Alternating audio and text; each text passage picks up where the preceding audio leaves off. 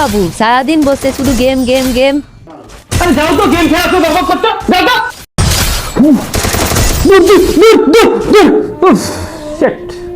তোর একটু হলেই জিতে যেতাম রে।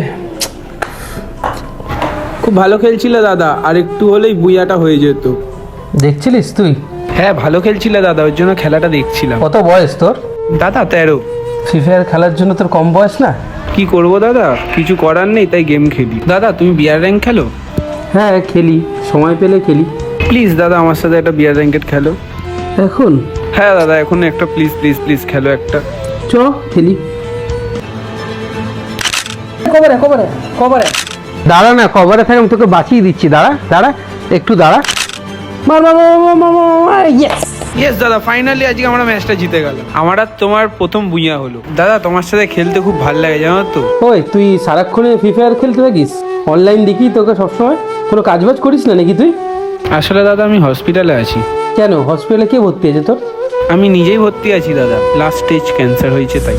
ডাক্তার বাড়ির লোককে বলছিল আমি কিসে খুশি পাই সেটাই করাতে, তাই জন্য দাদা গেমটা খেলি আর অপেক্ষা করি তোমার কখন তুমি অনলাইন আসবে। শোনো না দাদা, পরশুদিন তাহলে গেম খেলবো, কালকে আমার একটা অপারেশন আছে তাই কালকে খেলতে পারবো না। হ্যাঁ ঠিক আছে, পরশুদিন খেলবো। ঠিক আছে, তুই চিন্তা করিস না, সব ঠিক হয়ে যাবে। হ্যাঁ দাদা পরশুদিন তাহলে অনলাইন আসবে। বাই।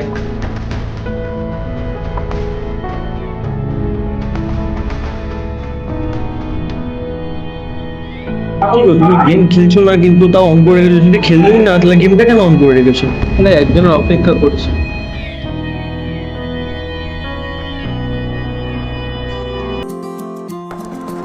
হ্যালো ঈশান, তুই কেমন আছিস? বললাম না তো সব ঠিক হয়ে যাবে। আমি আমি ঈশানের দিদি কথা বলছি। অ্যাকচুয়ালি কাল অপারেশনের পর ও পৃথিবী ছেড়ে চলে গেছে। মায়ের ফোনে আপনাদের গেমের স্ক্রিনশট দেখেছিলাম। শেষের 10 দিন ও অনেক হ্যাপি ছিল, আপনার কথা সবাইকে বলতো। ও বলেছিল কি যাই হোক দাদাকে থ্যাংক ইউ বলে দিও। So thank you. वो फिर नहीं आते